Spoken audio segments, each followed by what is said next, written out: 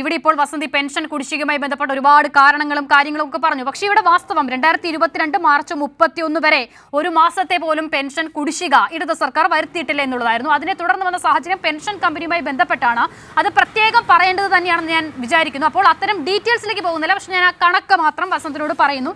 2022 March 31 വരെ കുടിശ്ശികയില്ല എന്നുള്ളതാണ്. ഇനി രണ്ടാമത്തെ കാര്യം, തെരഞ്ഞെടുപ്പ് കാലത്തെ പെൻഷൻ ഈ നിലയിൽ കൈക്കൂലിയാണ് എന്നുള്ളതാണ് കോൺഗ്രസിന്റെ വാദമെങ്കിൽ ലോക്സഭാ തെരഞ്ഞെടുപ്പ് കാലത്ത് പെൻഡിംഗ് ഉണ്ടായിരുന്ന പെൻഷൻ കിട്ടുന്നില്ല എന്ന് പറഞ്ഞ മറിയക്കുട്ടി കോൺഗ്രസിന്റെ വലിയ ഐക്കൺ ആയിരുന്നല്ലോ പോരാട്ടത്തിന്റെ. അപ്പോൾ നിങ്ങൾക്ക് അന്ന് പറയാമായിരുന്നില്ലേ തെരഞ്ഞെടുപ്പ് കാലത്ത് പെൻഷൻ കൊടുക്കാൻ പാടില്ല, അത് കൈക്കൂലിയാണ്, തെരഞ്ഞെടുപ്പ് കഴിഞ്ഞിട്ട് സർക്കാരെ നിങ്ങൾ കൊടുക്കൂ എന്ന് പറഞ്ഞില്ലല്ലോ. അന്ന് പെൻഷൻ കൊടുക്കുന്നില്ല എന്ന മറിയക്കുട്ടിയുടെ വാദം, മറിയക്കുട്ടി നിങ്ങളുടെ ഐക്കണായിരുന്നു. ഇപ്പോൾ പെൻഷൻ കൊടുക്കുമ്പോൾ പക്ഷേ പറയുന്നു കൈക്കൂലിയാണ് എന്നുള്ളത്.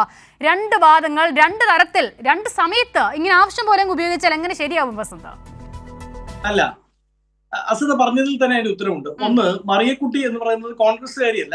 അവർ പെൻഷൻ കിട്ടുന്നില്ല എന്ന് പറഞ്ഞുകൊണ്ട് ഒരു പ്രതിഷേധം ഉയർത്തിയ ആളാണ്. അതിനുശേഷം അവർക്ക് വീടില്ല എന്ന് പറയുമ്പോൾ കോൺഗ്രസ് ഞങ്ങളുടെ വീട് ഭവന പദ്ധതിയിൽ ഉൾപ്പെടുത്തി അത് ചെയ്തു കൊടുക്കുന്നുണ്ട്. അവർ നാളെ എവിടെയെങ്കിലും പോയി, അവർ നാളെ BJP-യിൽ നിന്ന് CPI-യിലോ അല്ലെങ്കിൽ വേറെ ഏതെങ്കിലും പാർട്ടി പോയി, ആം ആദ്മി പാർട്ടിയിലോ, അല്ലെങ്കിൽ ഇപ്പൊ ഈ മറ്റേ ബംഗാളിൽ നിന്നൊരു പാർട്ടി വന്നിട്ടുണ്ടല്ലോ, എന്താണ്, ബംഗാളിൽ നിന്ന് തൊഴിലാളികളാണ് വരുന്നത്, ഇപ്പൊ പാർട്ടി വരാൻ തുടങ്ങി, എന്റെ പേര് തൃണമൂൽ കോൺഗ്രസ്, അവിടെയോ പോയി എന്ന് പറഞ്ഞ് ഞങ്ങളുടെ പ്രശ്നമല്ലത്. നോക്കൂ, മറിയക്കുട്ടി അടക്കമുള്ളവർ അന്ന് പെൻഷന്റെ വിഷയം ഉയർത്തുമ്പോൾ ഞങ്ങളത് ക്ലിയറായി ഉയർത്തിയിട്ടുണ്ട്, ഏറ്റുപറഞ്ഞിട്ടുണ്ട്, ഇനിയും പറയും. കാരണം സർക്കാരിന്റെ പരാജയത്തിന്റെ ഭാഗമാണ് പെൻഷൻ മുടങ്ങുക. അപ്പോൾ ചോദ്യം ക്ലിയർ ആണ്. കഴിഞ്ഞ ലോക്സഭാ തെരഞ്ഞെടുപ്പ് സമയത്ത് പെൻഷൻ മുടങ്ങിയത് പ്രശ്നമായിരുന്നല്ലോ. അപ്പോൾ മറിയക്കുട്ടിയെ പോലുള്ളവർ ഈ വിഷയം ഉയർത്തുമ്പോൾ എന്തുകൊണ്ട് കോൺഗ്രസിന്റെ ഒരു നേതാവും പറഞ്ഞില്ല ഇലക്ഷൻ സമയത്ത് ഉയർത്തേണ്ട പ്രശ്നമല്ല ഇത് എന്ന് പറഞ്ഞില്ല? പറയാം. അല്ല, അങ്ങ് എടുത്തു ചോദിക്കണ്ട. അത് ഏത് സർക്കാരാണെങ്കിലും ഈ പെൻഷൻ മുടങ്ങുക എന്ന് പറയുന്നത് രാഷ്ട്രീയമായി പ്രതിപക്ഷം ഉപയോഗിക്കുന്ന വിഷയമാണ്. സ്വാഭാവികമായി ഉപയോഗിക്കപ്പെടും. പെൻഷൻ ഈ പറയുന്ന അങ്ങ് ചോദിക്കുന്നത് ഇലക്ഷൻ സമയത്ത് മുടങ്ങി എന്നുള്ളത് അവർ പറയുമ്പോൾ അത് മുടങ്ങിയിട്ടുണ്ടല്ലോ, എന്തുകൊണ്ടാണ് ഇത്ര കാലമായി നിങ്ങൾ കൊടുക്കാത്തത് എന്ന് ചോദിക്കും.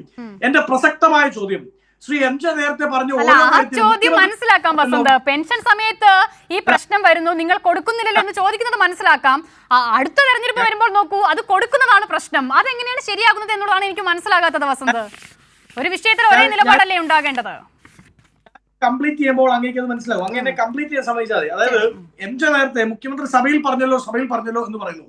ഞങ്ങൾ 3 തവണയാണ് പെൻഷൻ മുടങ്ങിയതുമായി ബന്ധപ്പെട്ട് കേരളത്തിന്റെ നിയമസഭയിൽ എന്തുകൊണ്ടുവന്നത്, അടിയന്തര പ്രമേയം കൊണ്ടുവന്നത്.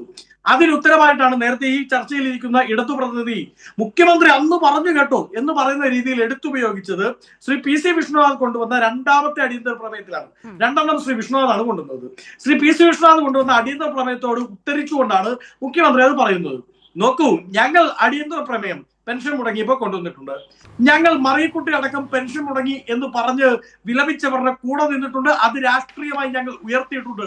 അതിനെ കൂടുതൽ ആ ശബ്ദത്തിന് ഞങ്ങൾ സപ്പോർട്ട് ചെയ്തിട്ടുണ്ട്.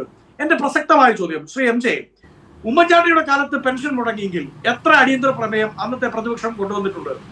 ശ്രീ കോടിയേരി ബാലകൃഷ്ണൻ ഉപനേതാവും ശ്രീ VS അച്യുതാനന്ദൻ നേതാവുമായിരുന്ന നിങ്ങളുടെ പ്രതിപക്ഷം, അതായത് നിയമസഭ വളഞ്ഞ് സമരം ചെയ്യാൻ പോയി 2ാമത്തെ ദിവസം പാട്ടയും പെട്ടിയും മടക്കി തിരിച്ചുപോയ നിങ്ങളുടെ പ്രതിപക്ഷം, തൊട്ടതിനും പിടിച്ചതിനും എല്ലാം സമരം ചെയ്ത നിങ്ങളുടെ പ്രതിപക്ഷം ഒരു അടിയന്തര പ്രമേയമെങ്കിലും കൊണ്ടുവന്നിട്ടുണ്ടോ? ഇല്ല.